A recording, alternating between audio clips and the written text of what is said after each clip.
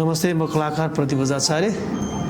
अहिले हुन गइरहेको हाम्रो 108 ग्यालरीमा यो उत्सव इन द रिदम अफ जात्रामा पाल्नुहुने सम्पूर्णलाई म यही ग्यालरीको प्राङ्गणबाट तपाईँहरूलाई स्वागत गर्न चाहन्छु। हुन त यो आर्ट क्षेत्रमा म लागेको धेरै झन्डै 30-35 वर्षै भइसक्यो।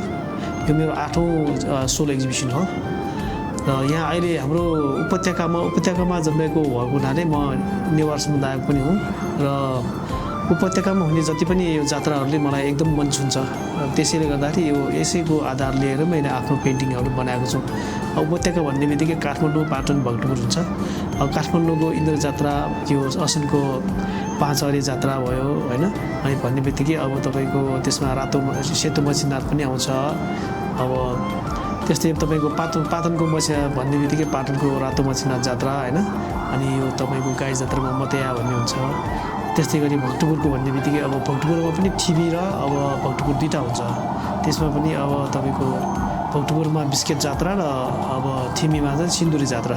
त्यो चाहिँ जात्रा एकदमै मलाई मनपर्ने जात्रा हो। किन भन्दा त्यो सिन्दुरी जात्रामा चाहिँ हामी त्यहाँ घुम्न जाँदाखेरि एउटा ठुलो क्यानभास जस्तो कि एकदम जहाँ तै क्यानभास त्यो सिन्दुरी नै हुन्छ, मान्छेहरू पनि सिन्दुरी नै हुन्छ। अनि प्लस चाहिँ अब त्यहाँ जात्रामा सबै उत्सव मनाएर आनन्दले उत्सव मनाएर जस्तो जात्रामा चाहिँ आफ्नो देवी भावना, आफ्नो देवतामा पूर्ण रूपमा चाहिँ डुबेर चाहिँ मनाएको जस्तो देखिन्छ।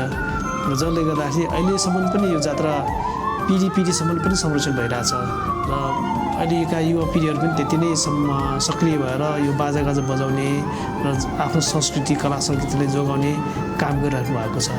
तसर्थ अब यो चाहिँ हाम्रो मात्र होइन कि एकजना चित्रकारको काम मात्र होइन कि यो समाजले नै यसलाई अब कसरी संरक्षण गर्ने र यो एउटा राष्ट्रको धरोहर पनि हो। किन भन्दा काठमाडौँ भन्ने बित्तिकै एउटा खुला म्युजियम नै हो। त्यहाँ तपाईँले अब आर्किटेक्टदेखि लिएर जात्राहरू, तपाईँको मूर्ति, मन्दिरहरू सबै चाहिँ अब खुलस्त रूपमा देख्न सक्नुहुन्छ।